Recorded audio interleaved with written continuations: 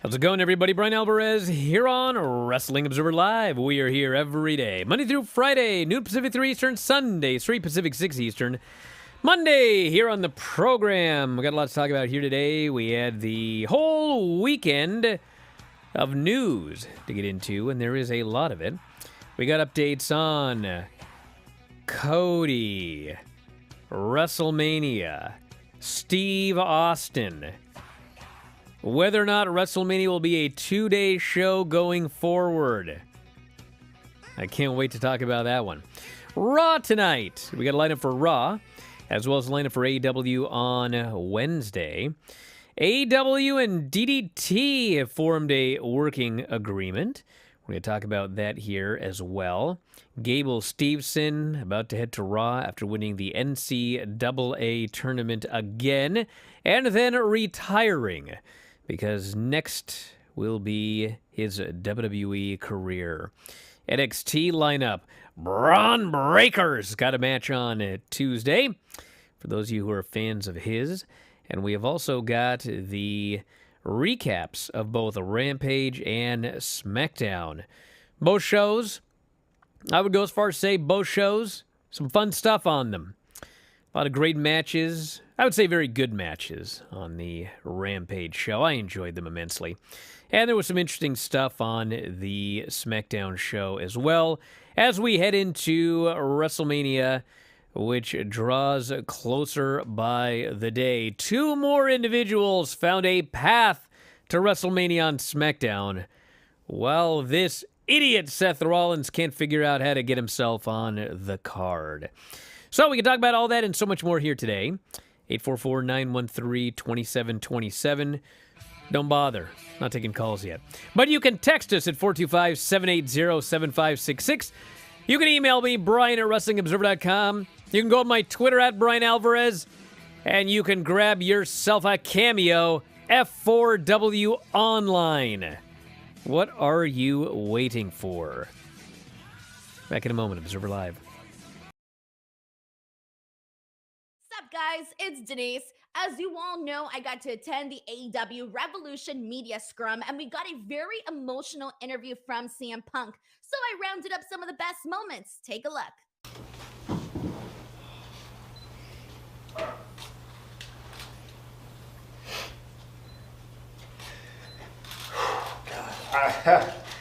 I loved ROH so much, you know, and I can't explain how happy I am that, like, my footage, it's in good hands, you know. It's just good to know that it's in the hands of somebody who treat it well. I literally feel like my baby is in somebody's hands that I know will raise the child the right way and do good things with it, and you know, it won't get made into just some tab on a shitty, confusing app that's hard to navigate,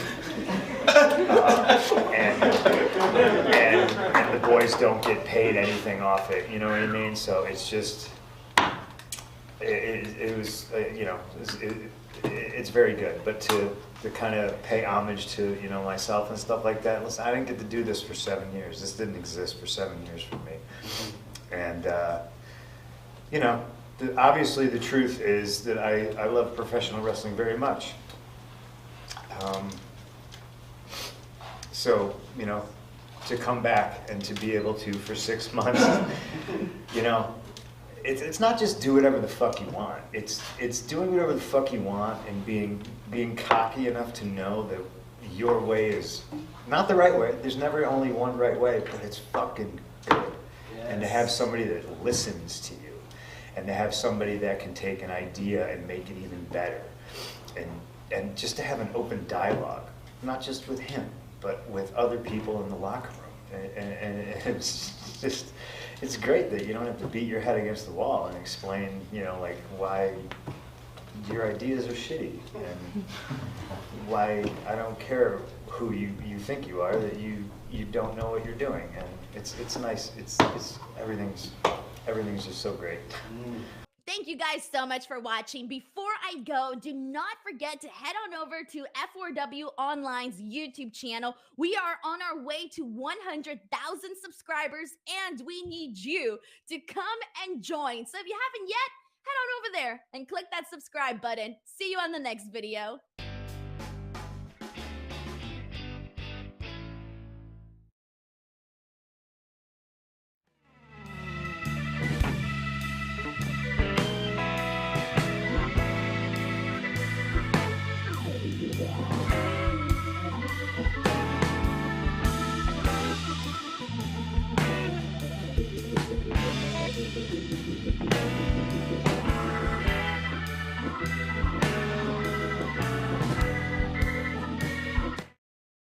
Bryan Alvarez here, Wrestling Observer Live. I'm Mike Sempervive, also of WrestlingObserver.com. Cody Rhodes has reportedly signed with the WWE. PW Insider reported Rhodes had signed with the company. Multiple sources confirmed with the site that Rhodes had signed about 10 to 14 days ago. Additionally, PW Insider said the plan is to have Rhodes debut at WrestleMania weekend and join the Raw roster upon arrival. Dave Meltzer's reported the plan for WrestleMania 38 is Rhodes versus Seth Rollins. Rollins lost a match to Kevin Owens on Monday. The winner would host Steve Austin on their talk show during WrestleMania weekend. So it does appear, and I don't know what they're going to do. But it does appear that this is going to be like that John Cena thing. I can't get a path to WrestleMania. I'm just going to show up at the show anyway. And then I guess it would be the debut of Cody. I don't know if he's going to debut on the WrestleMania show or if they will shoot the angle on the go-home show for WrestleMania. But it appears that what they're doing is what they're doing. And it'll be interesting because we know that letting everybody know, even though it's a secret, works. We saw this with CM Punk, would be the most notable. We saw it with Bryan Danielson. We even saw it with Jeff Hardy. They were constantly dropping, this erratic behavior of Matt Hardy. I mean, it has been proven in the last year that you can basically tell everybody. And actually, this goes way back, way further back than that. When you would book a certain match, Bianca and Becky, if they did the stipulation that if Bianca wins, she gets the title. But if Becky wins, they're going to cut off Bianca's ponytail. They're telling you who's going to win. I don't need Fauntleroy here to go over the lineup. But the point is, this works. So we'll see if that's what they end up doing.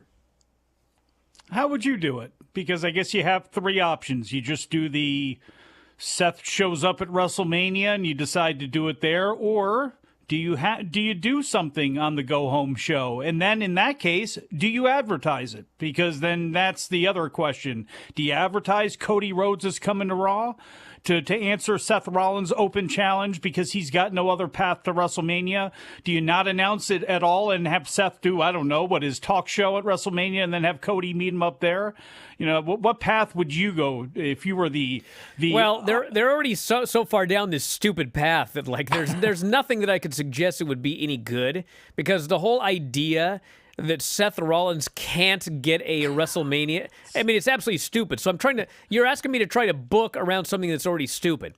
If I were going to have to book around something that's already stupid, I would have, I guess, like Sonya Deville come out and just go, bro, you don't have a path to WrestleMania. And you're wasting time on our shows by coming out here and whatever. So here's the deal. If you don't have a WrestleMania match by the end of next Monday's show, you're out. You're done. There's no WrestleMania. Just go home, come back next week. Then that's like the big plug. The go-home show of Raw. If Cody does not have an opponent by the end of the show, that's it. There's no showing up at WrestleMania. It's done. It must be announced before the end of Raw. Then you're telling people there's going to be... You don't have to tell them it's Cody, but everyone's going to know. No one's going to think, I'm sure Raw's going to go, he's not going to have an opponent. It's going to be over. They're going to know that he's going to have an opponent by the end of Raw. You tease that it's going to happen. You save it for the end, and then away you go. Or I guess, there's always a fall off at the end. So if you want to do it at the top of the second hour or whatever. But that's the way that I would do it. Let people know on Monday it's Cody and Seth at WrestleMania. Try and sell a few more tickets, whatever. But that's what I would do with this goofy storyline they've already got. Because I don't think it's going to, because of the situation they're in, it's not like Cody's name is going to lead to a bunch more buys. I wouldn't think, at least that, AEW only fans who have come along in the last couple of years who go, oh, wow, Cody's going back to that place I've only heard about. Maybe I'll check it out. I'm sure there's maybe one person like that, but not many, not enough to make a difference. And because of how stupid this whole thing is, I could see Sonya Deville doing something where she sends Seth Rollins home, like you say, come back next week. But for me, I think he takes over a segment at WrestleMania, and then that's when Cody comes out and Cody's return on the big stage and yes, he can have his big Raw re-debut the next night, but I think, considering the situation that he's in and considering it's not going to push any more buys if he's advertised or not, that you just continue to tease something like this and then he appears at WrestleMania and that's his big re-debut on the grandest stage of them all for Cody Rhodes. We got Raw tonight, Allstate Arena. The lineup for the show: Becky Lynch. This is a new one, by the way. I'll actually do that one last. AJ returns to Raw, for the first time since he got concertoed by Edge 3 weeks ago. RK Bro versus Alpha Academy in a non-title match. You know what I'm saying? It's for you. Yeah, of course it is. There's a lot in the show that's for me. And Finn Balor versus Austin Theory in a non-title match. So anyway, a lot of non-title matches here on this show. That's more than fair. And the Becky Lynch thing. You ever notice how we used to talk about plans change and people are like, oh, what a cop-out. Okay. If plans don't change, all right? If plans don't change, why did they shoot an angle last Monday where Becky Lynch beat up Bianca and said, next week I'm coming for your hair? And then in the middle of the week they announced Bianca's not going to be on the show. She has a broken hyoid bone. Well, plans change. So anyway, the storyline is that, and what an irony, by the way, Bianca has a broken hyoid bone. Did Gorilla Monsoon write that release? No. You know who wrote that damn release? Is me and Lance. We've been talking about this for weeks now. Ever since Becky got hurt, we talked about how Lance was in a match with Christian, and this stiff feller clotheslined Lance right in the neck and broke his hyoid bone and almost killed him. And we were hoping that it wasn't a hyoid bone that was broken on Becky. And then lo and behold, we find out that Bianca broke her hyoid bone. Of course she did. Thank God the Butcher didn't break Darby Allin's on Friday. You know, you guys could just buy a bunch of cameos. How much are WWE they? writing crew. $50. Wow. I had to raise the price. Damn. It was out of control. And you're still getting triple your value. Has that slowed down the stream of requests, or? My cameos are like a Rolex watch. Ah. Yes. The value is significantly more than the... But anyway... Griselda merchandise. Watch out. The next F4W sweatshirt's going to be $150. You're right. What are you mad about, Dagan? That I raised the price to $50? He didn't get his in time. Well, what were you waiting for? Yeah, you are getting 3 times the value. Hey, listen, if you don't believe me, go to my Cameo, F4W Online, and look at every single rating. Brian. 5 stars. Brian, Monday. Everybody says. It's Monday. Why don't we just play one of your samples? No. Why? Because there is profuse profanity. We would be kicked off the air if I played one of my cameos. Nobody's asked you for, like, are you doing this for, like, the 13-year-old and 12-year-old kids, too? Like, I did one hey, for Brian, say happy birthday to my kid. I actually did one for Carlin? a 3-year-old, which I don't think I swore, but it was really long. Dagan wants to start his own cameo to bury my cameo. Bury my cameo about what? What are you talking about, Dagan? Oh, Dagan, you just mad because I didn't play his song? Did I bury his song? Is that the problem? Can I get in this cameos racket that's going on here? Do I have to be approved? Do I need a blue check mark on Twitter before they let me do cameos? But I mean, come on. What do you mean, come on? AEW and DDT. You guys hear about this?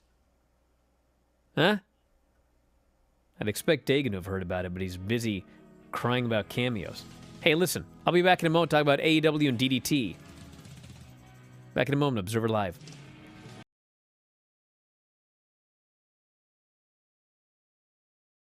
What's up, guys? It's Denise. As you all know, I got to attend the AEW Revolution Media Scrum, and we got a very emotional interview from CM Punk. So I rounded up some of the best moments. Take a look. Man, I'll put it to you like this. I love Bret Hart. and Bret Hart's career was cut short. And it's a goddamn tragedy because there's people that go over to Saudi Arabia and they get paid millions of dollars, and you know that should have been Bret, you know, and I just feel super fortunate and grateful and appreciative that I got a second chance, you know. I'd give it up in a heartbeat to give it to Bret, but I'm going to enjoy it. And I just love that motherfucker so much, you know. Like he's the greatest, and he was right. He was fucking, Bret Hart is always right. Let's talk facts. It was either Tony was going to buy it or Vince was going to buy it, and I don't want Vince to own any of my footage. He owns enough of it. You know, he owns enough of it that I don't get paid off of. People need to understand that when I left, I was asking questions about the network, which had not been launched yet. I was saying, how am I going to get paid off this? We don't even understand what the pay scale is. I don't know if I get paid off a gate for a pay-per-view, off a buy rate for a pay-per-view. You guys already just throw darts at an imaginary board, and you pay me whatever you want. I still get royalties. That's the only hard copy thing I see is DVD sales. So once all the DVDs go away and you're just putting stuff up on the network, I'm not getting paid. Or am I? Tell me, let's talk about it. Oh, my guy, you're good. Oh, yeah, don't worry about it, don't worry about it. They couldn't tell me. And now I've watched my royalty checks, which I still get, dwindle to nothing because they just put everything on the network. And the boys don't get paid. That's not just me, that's everybody. That's criminal. Thank you guys so much for watching. Before I go, do not forget to head on over to F4W Online's YouTube channel. We are on our way to 100,000 subscribers, and we need you to come and join. So if you haven't yet, head on over there and click that subscribe button. See you on the next video.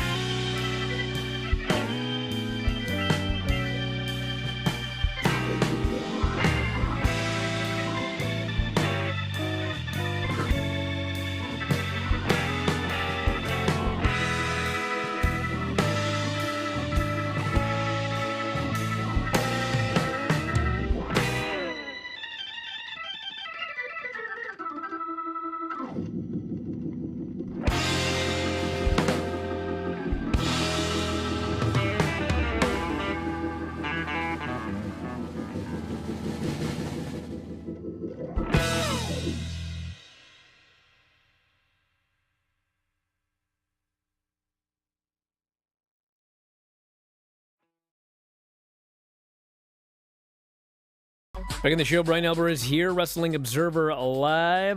Mike Sempervive, also of WrestlingObserver.com. AEW and DDT have formed a working relationship. Chris Daniels made the announcement via video on DDT's 25th anniversary show. Deal will involve top talent from DDT traveling to the U.S. to wrestle for AEW. This is Christopher Daniels, said Christopher Daniels. I am the Vice President of Talent Relations for All Elite Wrestling. I would like to take this opportunity say congratulations to DDT on their 25th anniversary. Holy smokes, 25 years. I would like to also announce AEW and DDT have come to an agreement to bring DDT's wrestlers to the United States of America. I, for one, am looking forward to introducing the top talent from DDT to the American wrestling fan base. You know what AEW needs is more wrestlers. Well, it's okay. What they need is to send some of their people to Japan for a while. It'll start. I presume that's going to happen here soon. Yeah, And there was no mention, by the way, no mention of a follow-up to a story we had heard quite a while ago, which was that AEW had bought the rights to a Japanese wrestling promotion that was not New Japan. And I don't know if they have the rights to the DDT library, but I don't. Here's the thing. Here's the thing, okay? I was told that, remember that big announcement about Ring of Honor that Tony made? Yes. I was told that when he announced that he was going to have an announcement on Wednesday, that this deal was not 100% done. So it has been strongly suggested to me that there was a backup announcement in case they went on the air live and the deal wasn't done. So there's something else. I don't know. And let me make it clear. I don't know what it is, okay? But if you remember, there were a lot of rumors that in a few days before that announcement came out. And he made the announcement about Ring of Honor, and there were no other announcements made. So I believe, I am not reporting this as news because right now it's not news, and I don't know, but I believe, I have to make this abundantly clear because it's going to be all over the internet. I believe that AEW is working on a deal with HBO Max. We have heard that rumor for a long time. Where there's smoke, there's fire. Or as others like to say, there's smoke to the fire. Where there's smoke, there is often fire. Sometimes, however, someone's just smoking. But usually where there's smoke, there is fire. And so I believe that there is some sort of deal in the works with HBO Max or some streaming service. And Tony has flat out said, like, streaming service is a great idea. There's, at some point, obviously, unless this place goes out of business tomorrow, there's going to be a streaming service. They'll have the AEW library, and I believe that when this deal is made and done, that is when they will tell us what other libraries they have. And I believe that they have other libraries. They obviously have the AEW library, the Ring of Honor library. Wouldn't be surprised if they had this DDT library. That's not official, but this is how all of this is tying together for me. So nothing is official until it's announced, obviously, but that is my speculation as to what's going on here. Educated speculation. It would make sense. And, you know, DDT and Tokyo Joshi Pro having a relationship with AEW was a no-brainer. You know, it was an unofficial thing to begin with because of the relationships of Kenny Omega and Nakazawa and all that sort of stuff. And it'll be interesting to see if that's the case, how they acquire these rights. Is it going to be a licensing deal from Cyberfight? Is it with certain matches that feature AEW talent and showcase DDT and Noah and Tokyo Joshi Pro? Is it going to be taking the Wrestle Universe streaming platform and integrating that into an AEW deal? So it'll be interesting to see how they go about this. But the bottom line is, no matter what you say, and I know you made the joke a little bit earlier on about, you know, the amount of wrestlers that AEW has, the reality of the situation is now, because of what they do with owning Ring of Honor and Ring of Honor's relationships with CMLL, AAA, Noah, now New Japan. I mean, there's so many ways that you can see some of wrestling's greatest talent from all over the world. I mean, odds are you may see them in AEW at some point. So how they have spread their tentacles out and have these relationships with everybody, whereas, you know, traditionally WWE's always shut their doors, only opened them up when it's advantageous for them. If you're a wrestling fan, it's a really cool thing. You can talk about the business or the roster, how you utilize these guys, how you bring them in, how you showcase them. You know, Jay White being an example. Was that the best way to showcase a guy like a Jay White or whatever it is? So you can always talk about all that sort of stuff, but the bottom line is at least you'll be talking about it because there's the chance of seeing so many people. Miyu Yamashita, who's coming to the States for West Coast Pro. All these people, you're going to get a chance to maybe see them in AEW for dream matches or whatever. MJF said to speak. 2 matches scheduled for next week's AEW Dynamite. 8-man Texas Tornado match was set up on Rampage. Sting, Darby, and the Hardys taking on the Butcher, the Blade, and Private Party. We've also got Chris Jericho, Daniel Garcia versus Alex Reynolds, and John Silver. MJF will speak for the first time since screwing Wardlow.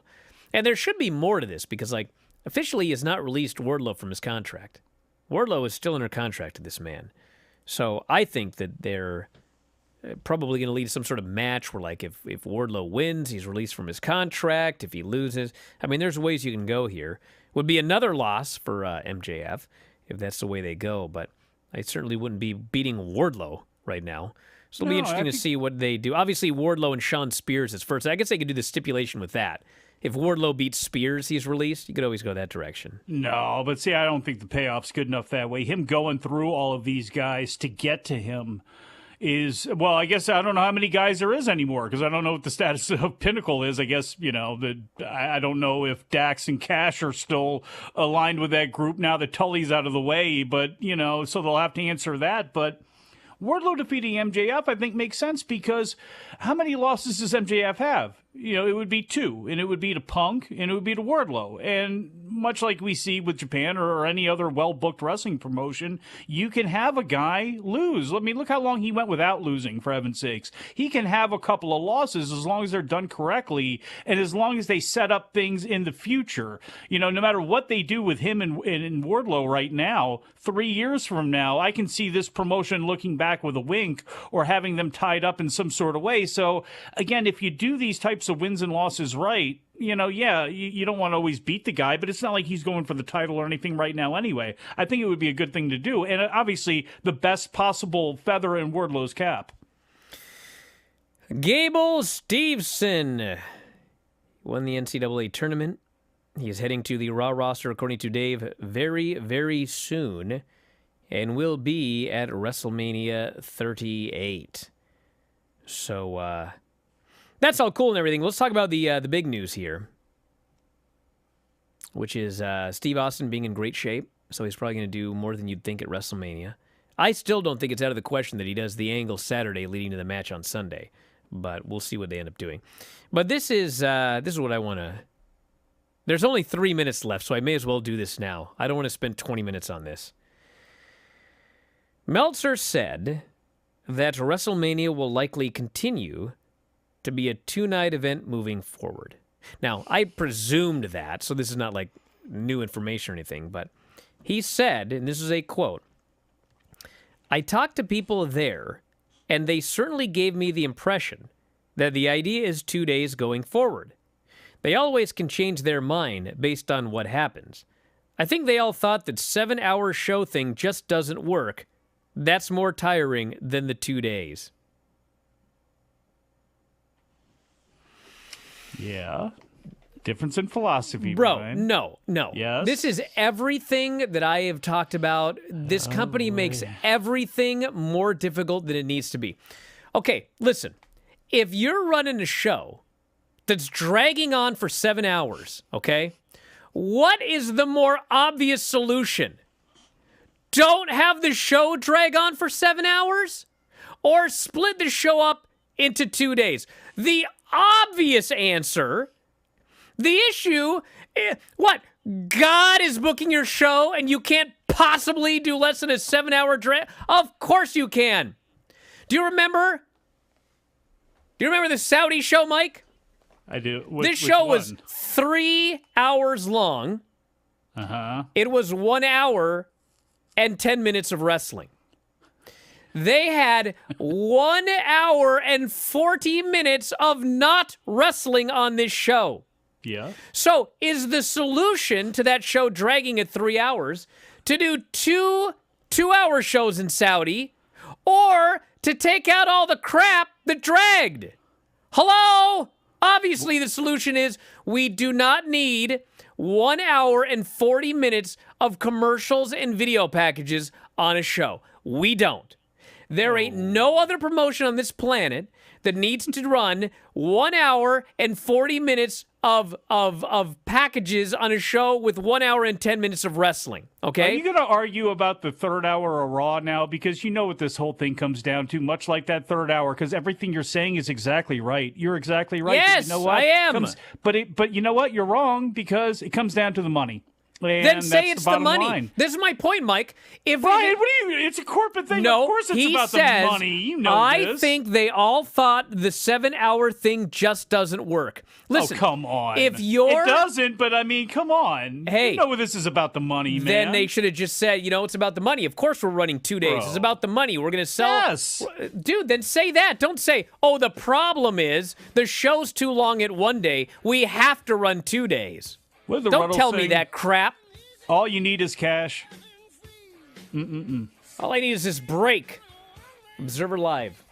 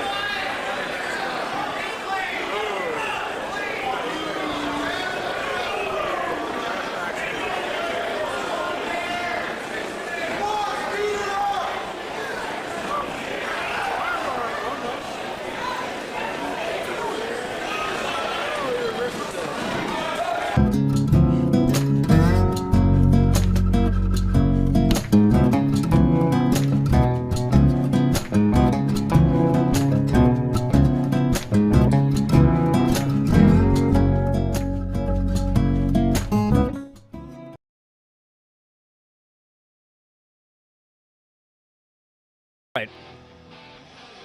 During the break, Bryan raised the price of Cameo to $100. Oh, shut up. Here's an analogy.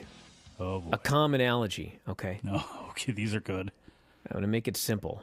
This Yeah, is Gene, work this is on what this. this is equivalent of, okay? When Raw was 2 hours, and they moved to 3 hours, okay? Uh-huh. If you're moving Raw from 2 hours to 3 hours, and you say, our broadcast partner, the USA Network, would like an extra hour of Raw, and they are willing to pay out the ass for it. Therefore, we're moving to 3 hours.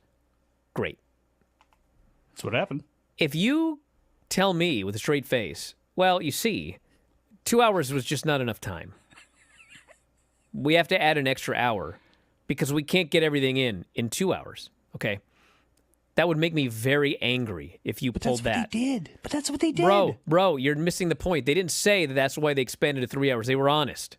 Like, we're getting paid a lot of money to go to 3 hours. That's why we're going. So tell me, the reason you're doing 2 days is because instead of selling 80,000 tickets, you're going to sell 120,000 tickets. Fine. Peacock wants 2 hours. They pay. That's one of the things that... Fine. Tell me that. Don't sit here and go, we have to do 2 days. Because 1 day, it's just 7 hours is too long.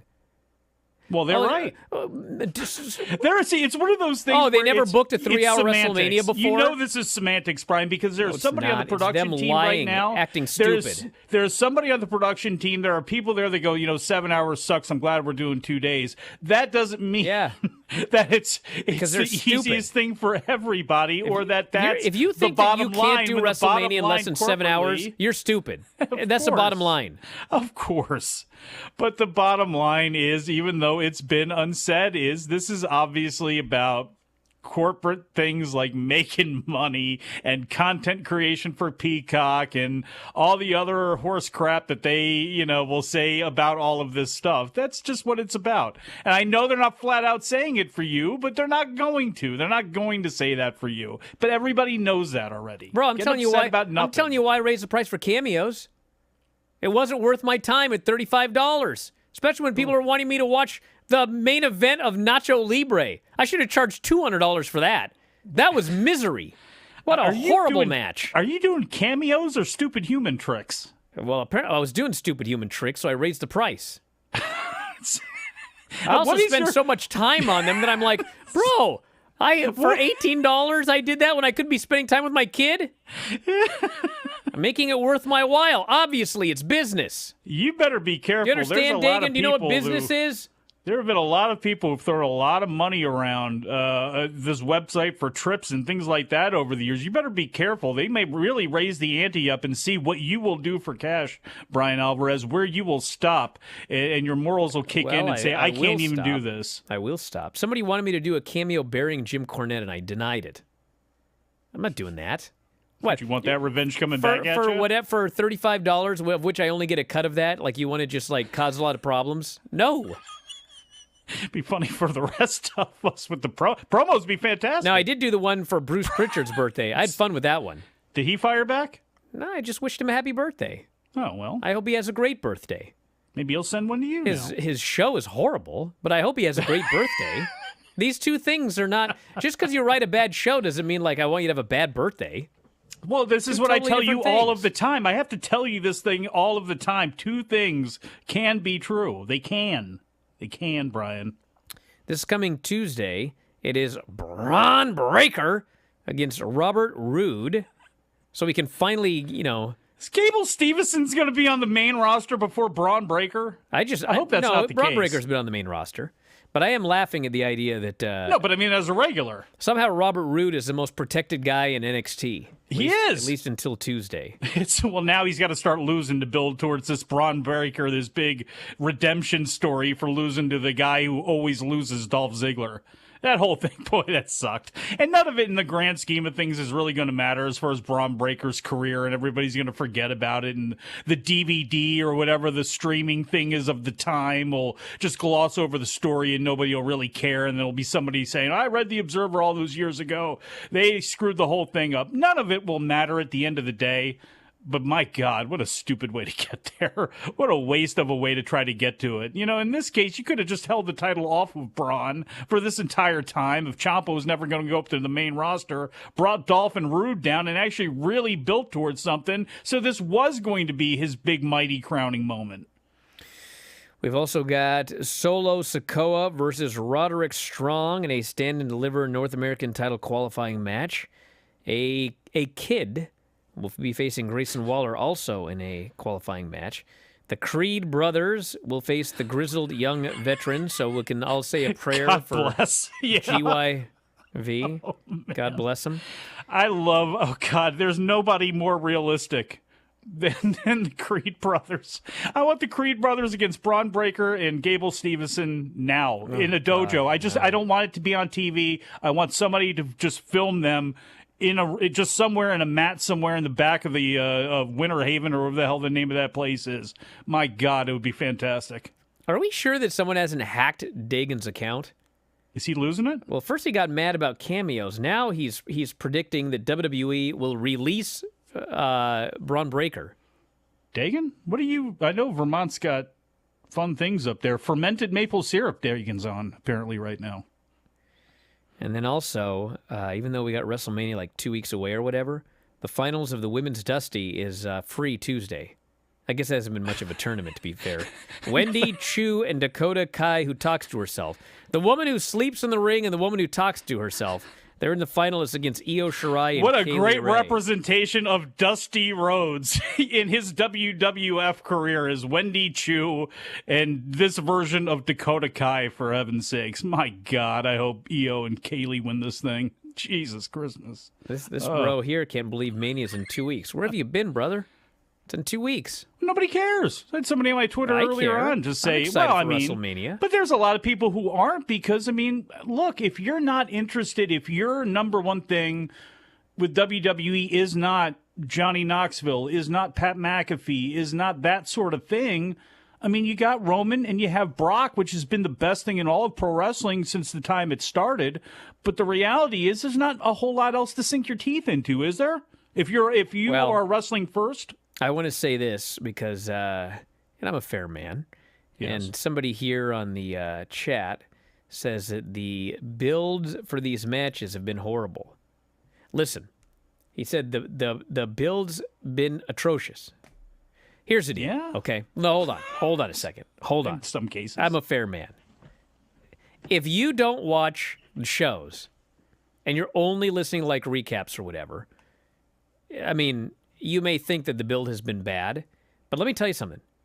If you look at the build for this show as compared to virtually any other show they've done in the last, I don't even know how long, they have done a very good job. It's a fair low bar. It is a low bar, but it's true. Let's look at the matches here.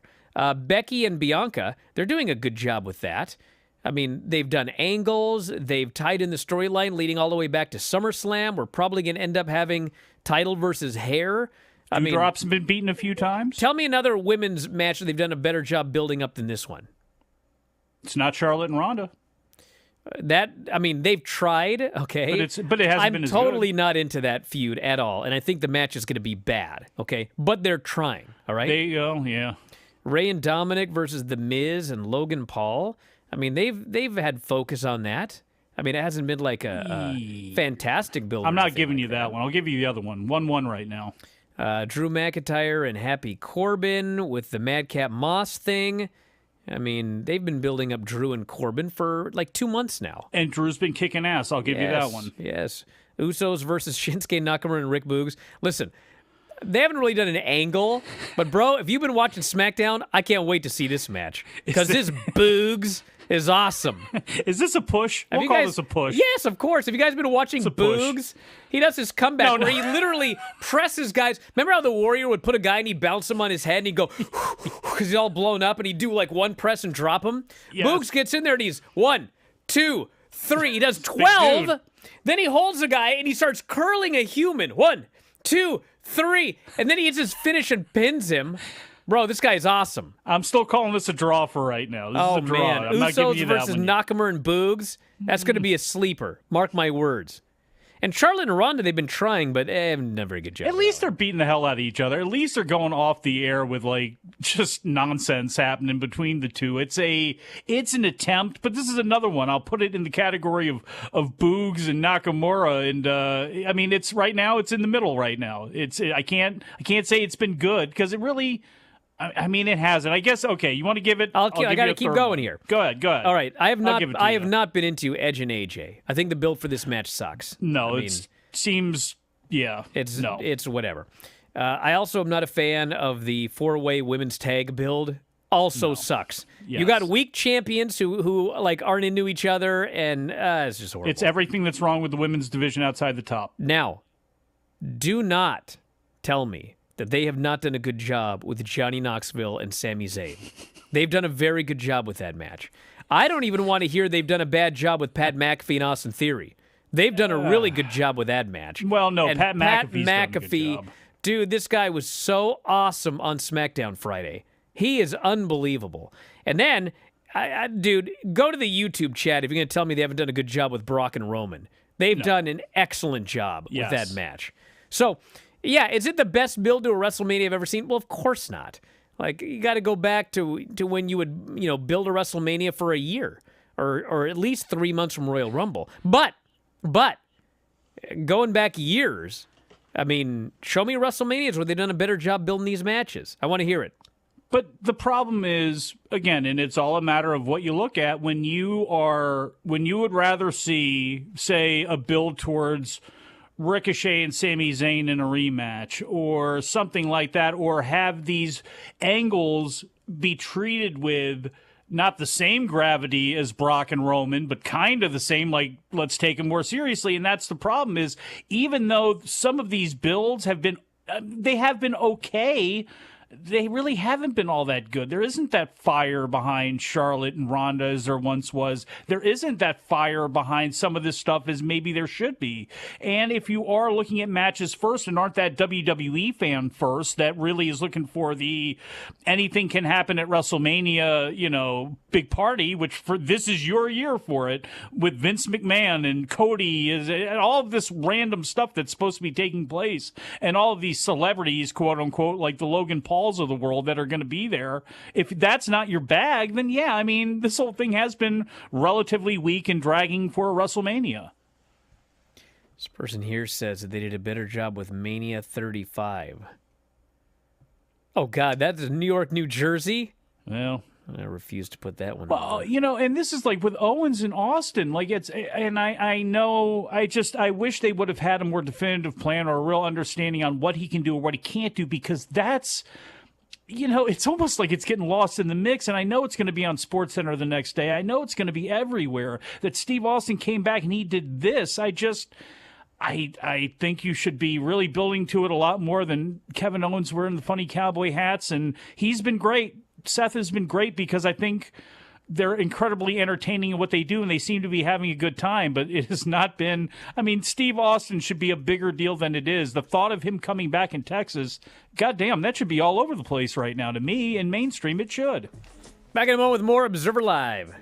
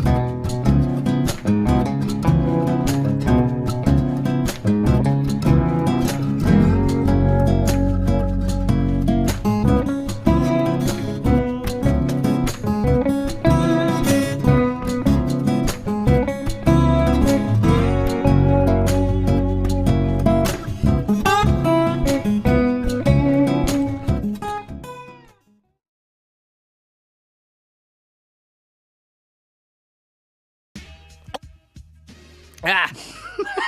You all right? Yeah, I choked as I was coming back on the air.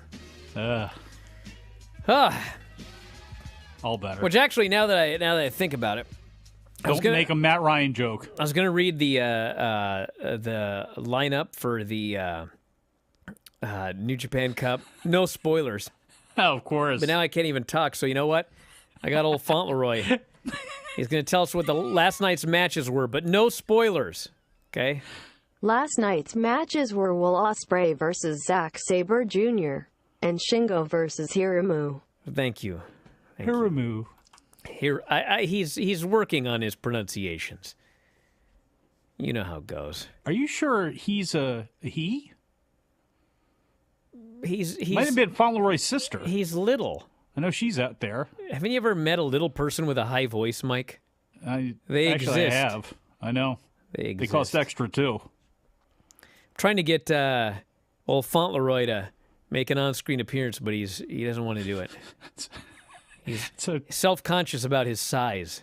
Maybe we'll have to wait for the OnlyFans. You'd know about that. What's the OnlyFans? What? Oh, yeah, the OnlyFans? OnlyFans. No. Not the OnlyFans, the Ole Anderson, where it's just pictures of Ole Anderson. should have an OnlyFans. You just get cursed out by Ole. Yeah. You could put a bunch of pictures up from back in the day of him in his gear. OnlyFans. Hey, we're out of time, everybody. But I want to thank y'all for listening here today. F4W Online on Cameo. Don't miss out, everybody. Thanks, Mike, as always. Callers and listeners up in the studio. Filthy Tom up. 2 Pacific, 5 Eastern, video.f4wonline.com. We'll talk to you next time, Wrestling Observer Live.